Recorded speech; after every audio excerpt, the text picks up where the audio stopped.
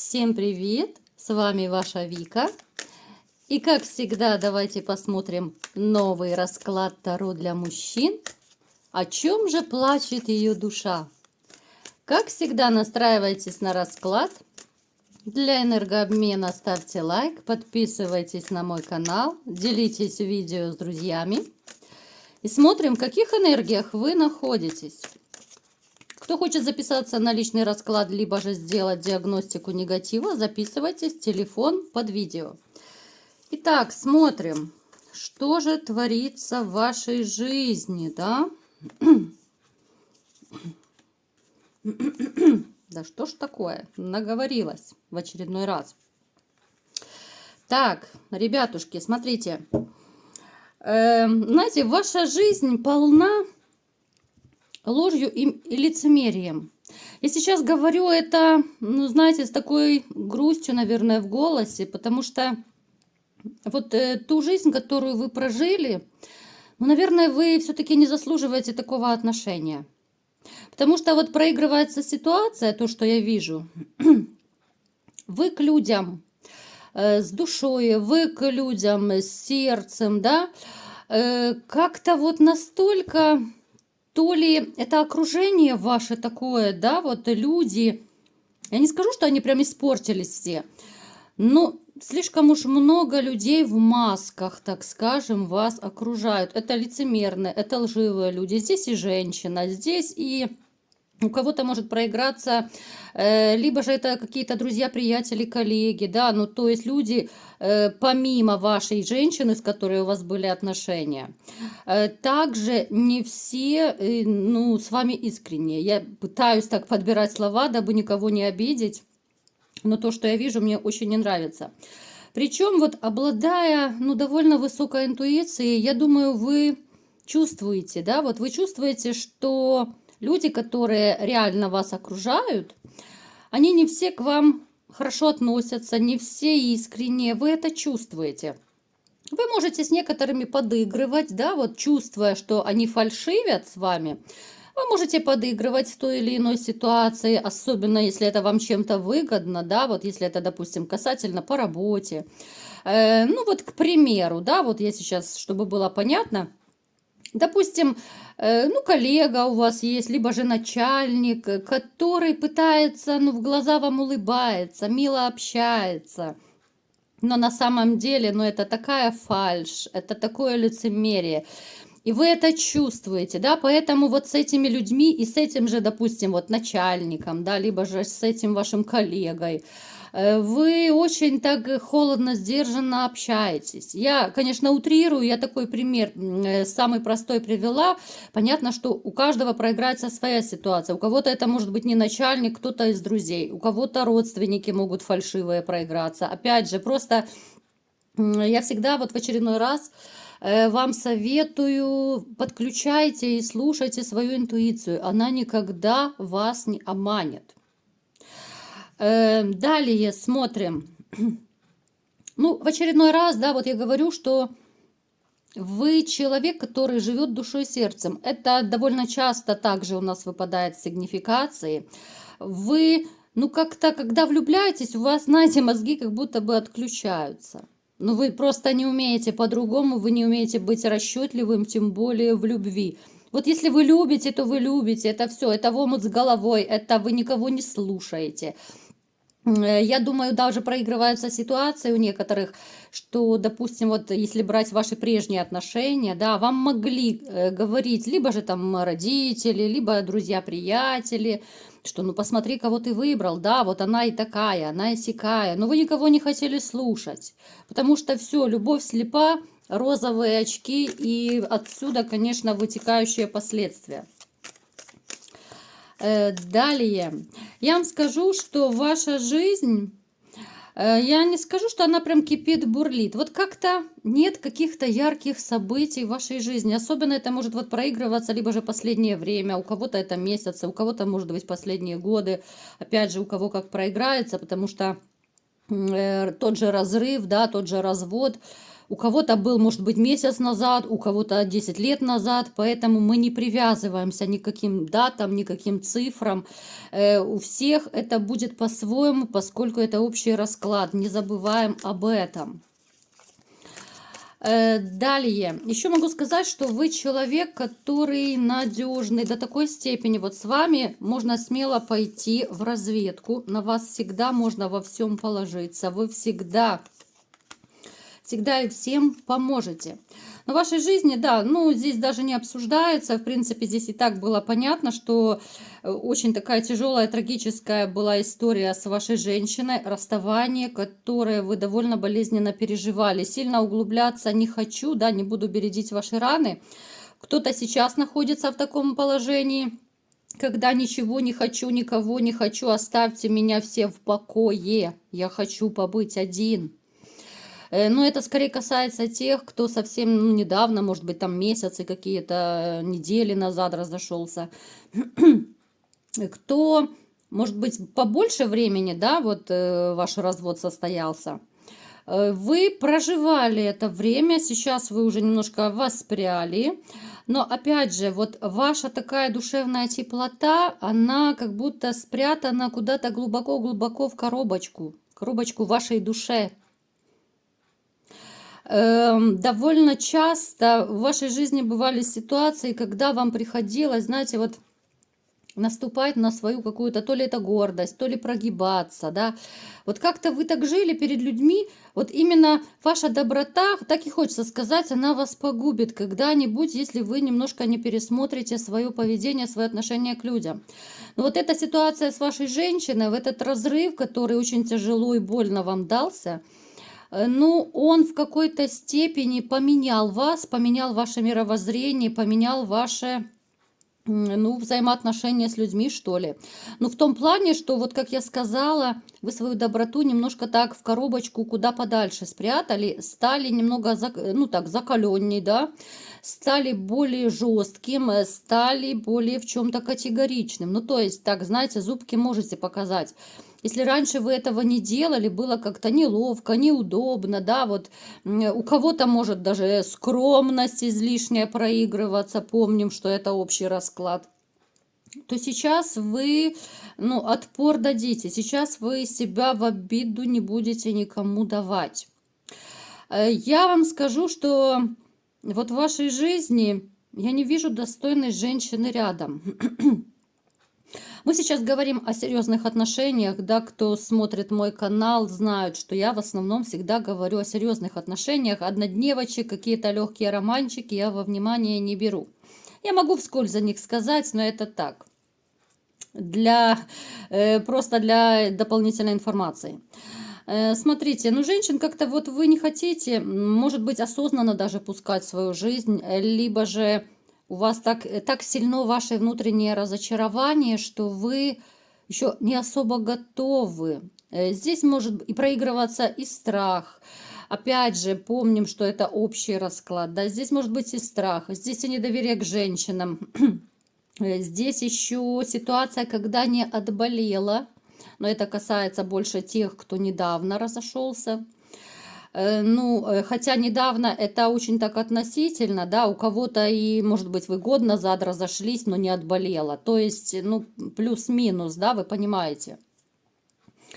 Я не могу сказать, что вы прям уж совсем на себе крест поставили, но вот на данный момент и, ну, я думаю, на ближайшее будущее вы не готовы, тем более к активным действиям в адрес женщин. Вы не готовы их завоевывать, вы не готовы открыть свое сердце. Вот ваше сердце очень плотно так закрыто на замок. Вот оно у вас очень надежно спрятано, точно так, как ваша, ну, такая чрезмерная доброта, как я уже сказала. Опять же, это отголоски прошлого, которые хочется забыть, как кошмарный сон. Давайте-ка теперь ближе к нашему раскладу, да. О чем же плачет ее душа? Давайте-ка посмотрим, какая же женщина пришла к нам сегодня на расклад.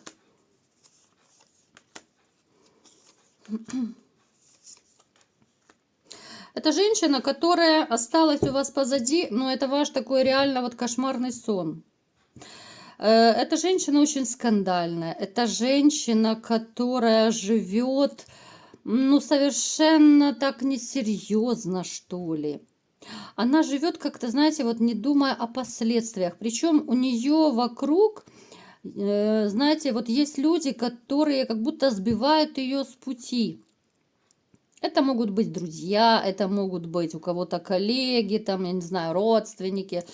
Ну, один-два человека, с которыми она довольно тесно общается, ну, приятельницы назовем, да, вот они ее подбивают по жизни на всякие гадости, и в том числе и к вредным привычкам, и к изменам, и так далее. Но она настолько такая несерьезная, что она скорее вот по жизни, она послушает кого угодно, только, ну, не свое сердце, не свой разум. Хотя я не знаю, конечно, там разума как много, уж простите, да.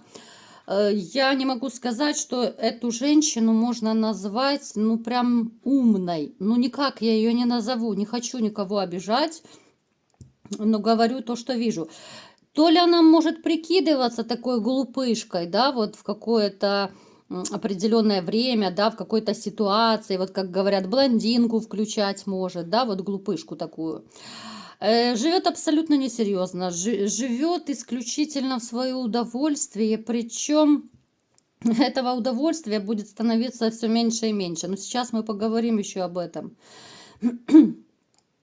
Она большая любительница, ну, знаете, то ли это кутежа, любительница, может быть, еще путешествий. Ну, то есть это какие-то гулянки могут проигрываться, да. Но у нее будет все меньше возможностей и средств так красиво жить, как она бы того хотела. Она довольно скандальная особа. Она очень лицемерная, вот и вашим, и нашим. Это такой человек, который, знаете, может сейчас вам в лицо улыбаться, а завтра вытащить камень из-за спины. То есть на нее однозначно нельзя положиться в этой жизни. У нее очень много внутренних тараканов, внутренних комплексов. Естественно, она этого не признает. Здесь могут даже у некоторых проиграться нервно-психические расстройства, которые, ну, на первый взгляд могут быть и не видны. Я не буду в эфире озвучивать разные диагнозы, да, не буду никого как бы обижать, не хочу, ну, как бы это не мое. Хотя, в принципе, я знаю, как называется этот диагноз, очень хорошо. Это женщина, которая страдает, вот реально, знаете, нервно-психические расстройства могут быть, перепады настроения, избыточная агрессия. Она может даже периодически страдать провалами в памяти.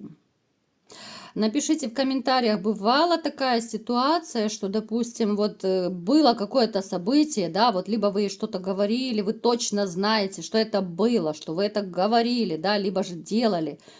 Она нам на следующий день, через 2 дня, может быть, она нам говорит, да нет, такого не было. И она будет доказывать, что нет, такого не было. То есть могут быть вот такие даже элементарные провалы в памяти, связанные с этим заболеванием. Она большая любительница мужчин. Но опять же, мужчины ее по жизни используют. И вот если возвратиться к вопросу, о чем же плачет ее душа, ее душа начинает плакать. Я не скажу, что она сразу плакала, когда вы только разошлись. Какое-то время, да, она гуляла, кутила, она думала, что все, свобода, шикардос, да, никто мне не будет мешать.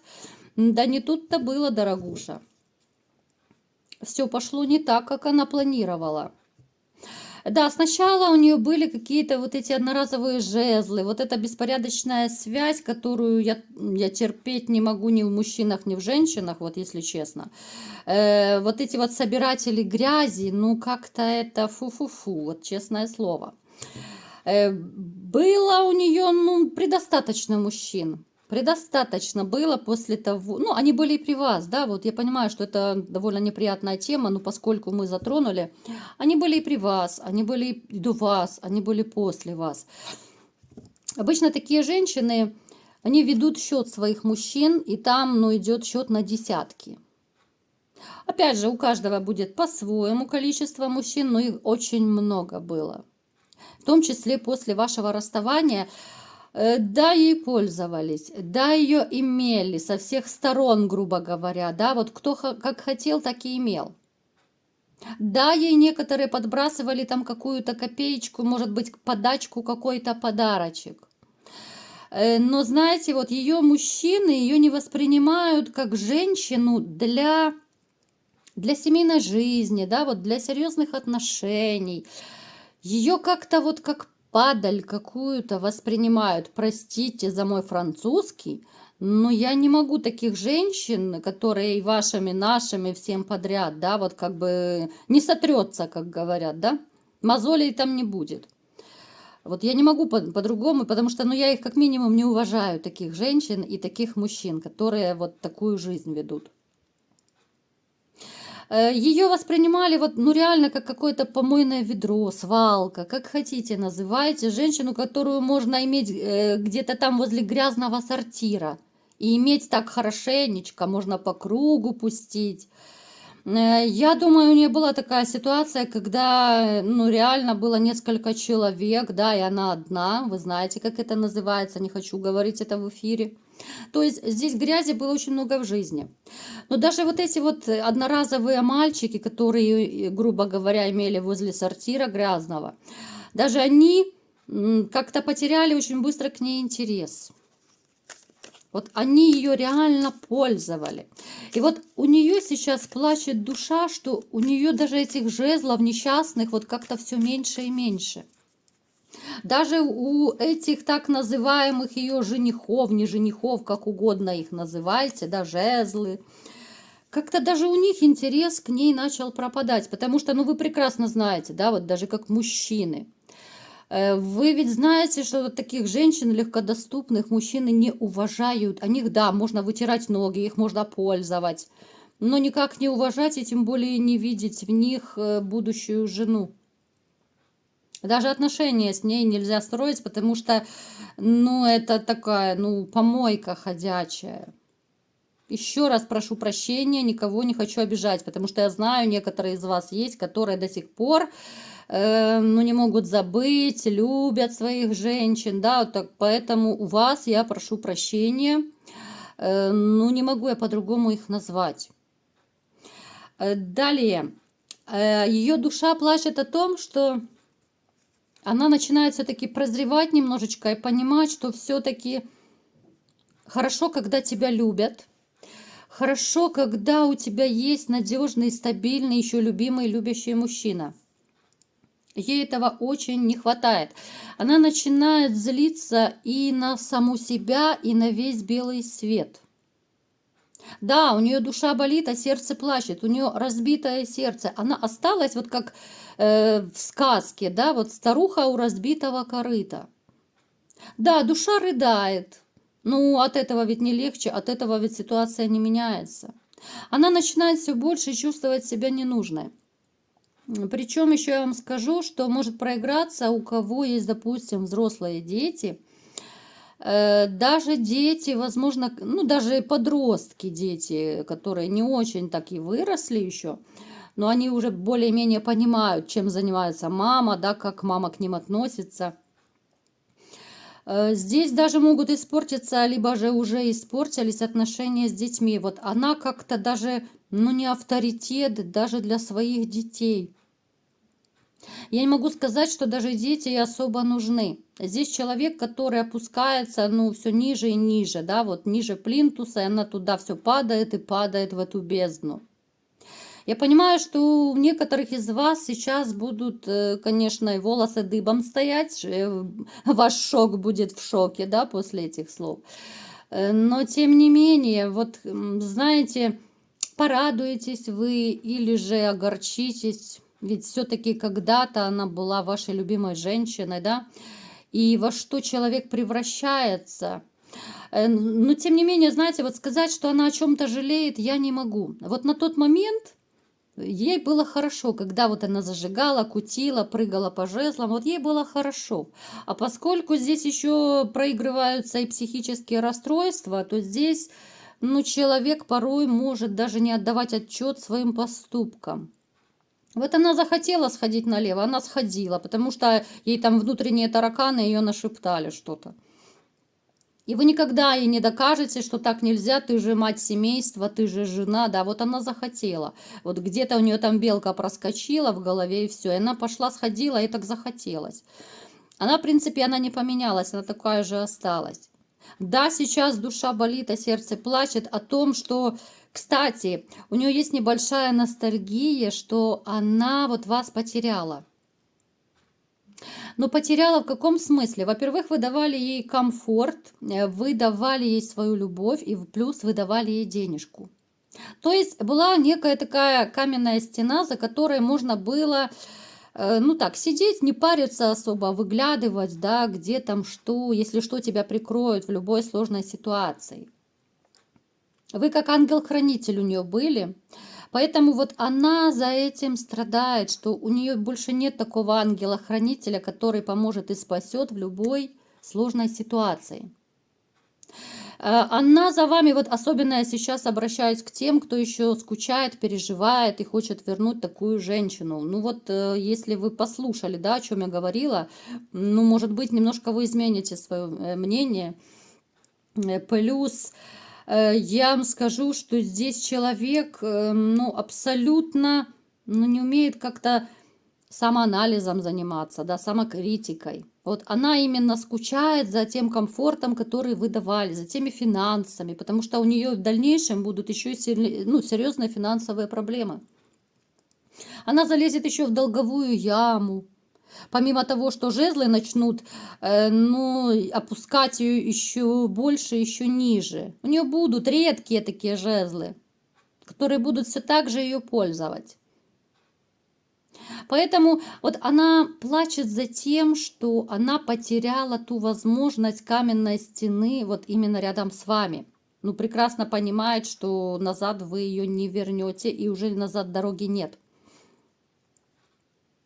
Она плачет вот именно, я еще раз повторяю, ребята, кто скучает, страдает, она не за вами плачет, а за комфортом, за вашими деньгами, за тем состоянием, когда вы стояли, борщи варили, за детьми смотрели и все остальное по дому делали, а она шла, кутила, гуляла и делала все, что ей ее тараканы внутренние нашептали. Понимаете? Вот этого ей не хватает, за этим она тоскует, страдает. Плюс все больше она чувствует себя ненужной и какой-то вот, ну, несчастной, что ли. Вот эти одинокие жезлы, которые у нее будут в дальнейшем, ну, это вообще ни о чем. Она это тоже понимает. Потому что достойные мужчины, ну, на нее даже не смотрят. Она думала, что она схватит Бога за бороду, да, она думала, что она там какого-нибудь себе папика, олигарха или еще кого-то там закадрит. Но не тут-то было. Как говорится, претендуешь, соответствуй, да. Хочешь себе достойного мужчину, так соответствуй, не прыгай по жезлам и не будь помойкой, как минимум.